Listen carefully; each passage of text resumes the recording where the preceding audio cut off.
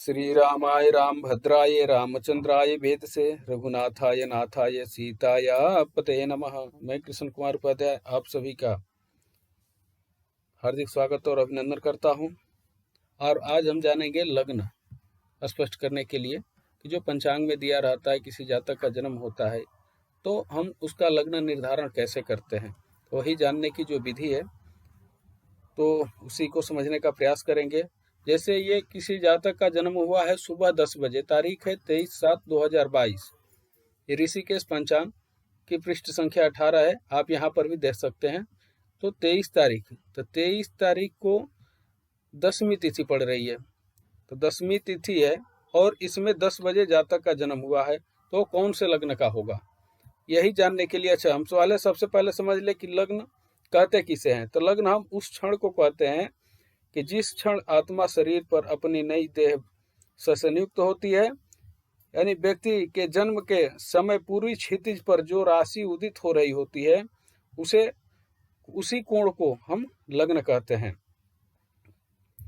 जो जन्म कुंडली में 12 भाव होते हैं, जैसे ये जन्म कुंडली है, इसमें जो भी है ये 12 चक्र बने हुए हैं, खाने बने हुए हैं, ये 12 भाव हैं। तो ये 12 भाव में जो प्रथम यानी कि जो पहला होता है इसे ही लग्न कहते हैं। और इसका निर्धारण जब बालक का जन्म होता है तो जो पूर्वी क्षितिज पे उदित होने वाली राशि के आधार पर किया जाता है।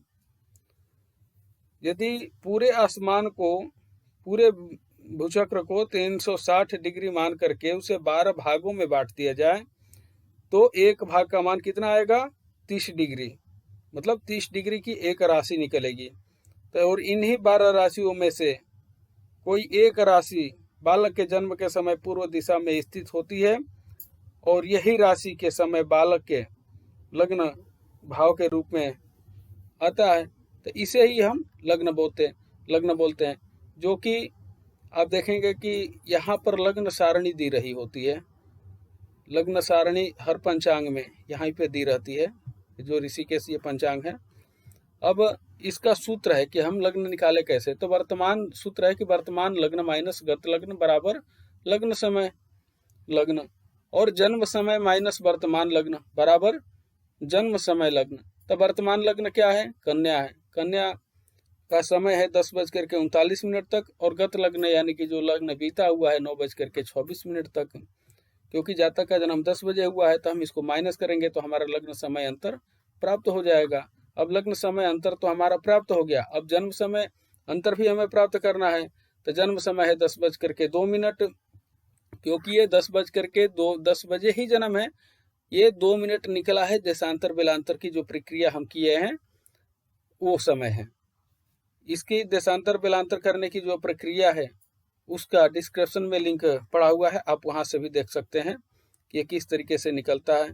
तो ये हमारा जन्म समय अंतर प्राप्त हुआ। अब पूरा पंचांग में एक बार हम देख लेते हैं कि जो गत लग्न था और वर्तमान लग्न, तो जो 10वीं तिथि के दिन हम देखेंगे तो 9:26 तक कौन सी लग्न थी, सिंह लग्न थी।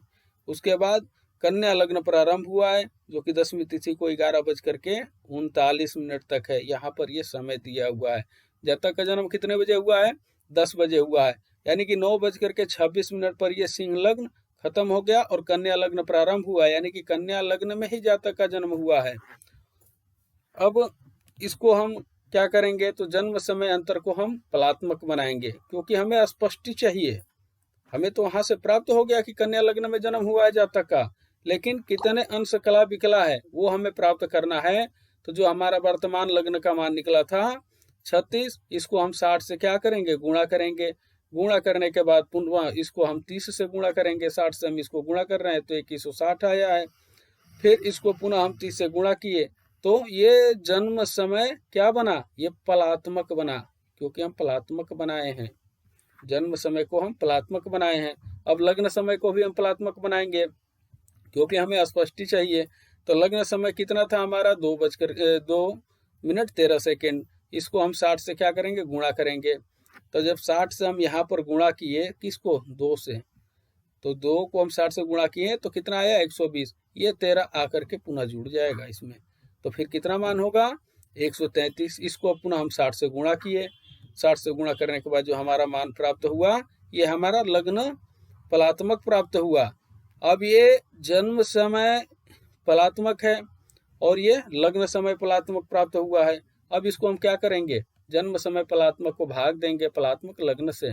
तो जन्म समय फलात्मक कितना था, फलात्मक लग्न 7980 और ये हमारा था 64800। इसको हम क्या करेंगे, भाग देंगे, क्योंकि हमें अंश कला विकला भी प्राप्त करने हैं कि कितना अंश कितना कला कितना विकला चला है लग्न। तो उसको प्राप्त करने के लिए इसको हम पुनः भाग दिए। अब हमारा शेष बचा कितना, 960। इसको हम पुनः, क्योंकि हमें अभी अंश प्राप्त हुआ है, कला विकला प्राप्त नहीं हुआ है, तो कला विकला के लिए हम पुनः इसमें 60 से गुणा करेंगे। 60 से गुणा करने के बाद पुनः हम उसी से भाग देंगे।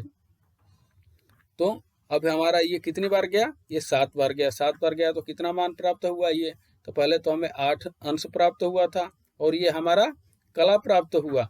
कला प्राप्त होने के बाद अब हमें विकला भी प्राप्त करना है, तो पुनः हम इसको 60 से गुणा करेंगे। 60 से गुणा करने के बाद पुनः उसी से हम भाग देंगे इसको।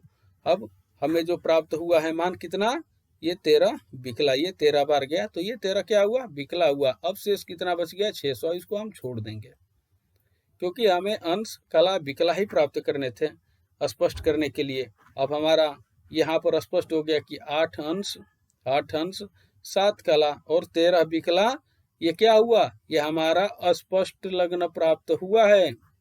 तो लग्न देखने के लिए हम तो वहां से भी पता कर लिए कि कन्या लग्न में हुआ है। दूसरी विधि जो है, दूसरी विधि ये है कि इष्ट घत्यादि भक्तव्या पंचभिमार्यादिकम फलम योज्य मोद के सूर्य भाव लग्न अस्पुष्ट च ततः। यानी कि सूर्योदय से घट आदि इष्ट काल में हम 5 से भाग दे करके जो लब्धि प्राप्त होगी, लब्ध राशि आदि फल को औद्योगिक सूर्य में जोड़ने से हमें जो है कि स्पष्ट भाव लग्न प्राप्त हो जाता है। अब इष्ट काल कैसे निकला, इसको देखने के लिए, समझने के लिए डिस्क्रिप्शन में लिंक पड़ा हुआ है, आप वहां से भी देख करके इसको समझ सकते हैं कि इष्ट काल कैसे निकालते हैं। तब तक अग्रिम वीडियो के लिए आप सभी का बहुत बहुत धन्यवाद।